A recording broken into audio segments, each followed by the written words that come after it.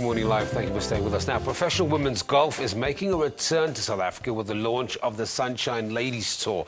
Now, the Sunshine Ladies Tour will kick off in February 2014 with a series of 6 qualifying tournaments and culminate inaugural chase to the Investec Cup for ladies. Now, the leading 10 professionals at the end of the series will qualify for the prestigious finale, which will be played concurrently with the Sunshine Tour chase to the Investec Cup. Now, that's from the 20th to the 23rd of March.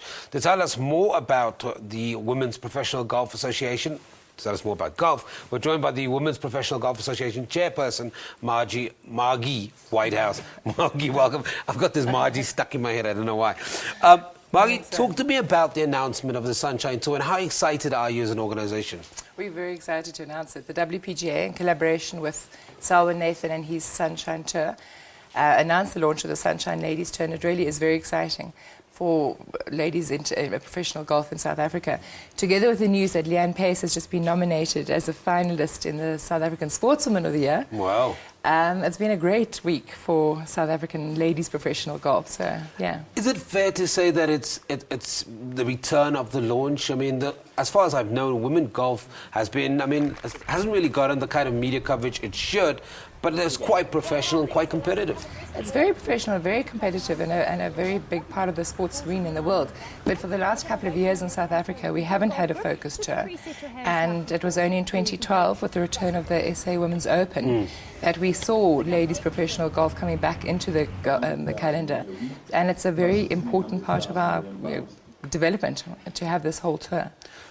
The fact that we're doing this relaunch, the fact that we've got the Investec Cup, how will the two work? We've mentioned in the intro that the finals towards the competitions, there'll be a runoff, a playoff, all of that kind of stuff. But for me and for you specifically, and for the viewers at home, how exciting is it, the fact that you've got such a major company backing women's golf? It's fantastic that we've got a sponsor like Investec coming back on board. It just gives credibility back into the whole arena of professional golf.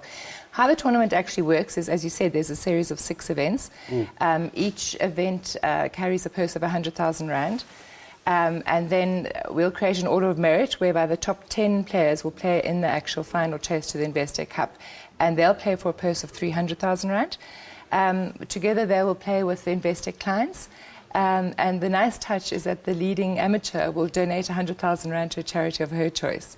So the 6 events, 3 are sponsored by Investec. We also have Supersport, Sun International, Dimension Data, and what's fantastic is seeing sponsors come back into this arena. It's a very underplayed and undersupported arena, and it's really important for us to build a tour for our ladies, and we hope that a lot more sponsors now will come on board where they'll see the support that will come into ladies golf. It brings up my next question, because who's eligible to take part in the Investec Cup? All professional golfers, obviously ladies professional golfers, not just South African, from right around the world.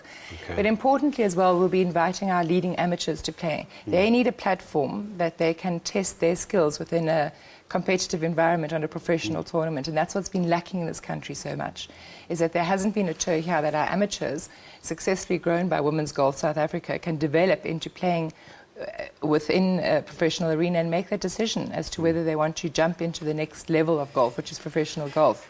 And how does that really, I mean, the fact that you've created a platform, and hopefully more platforms like this will be created, but let's talk about boosting the sport, but also boosting the confidence of the athletes in that sport. So important, so important. Without that tour, only 10% of our golfers, our professional golfers, can afford to actually go and play on the European tour.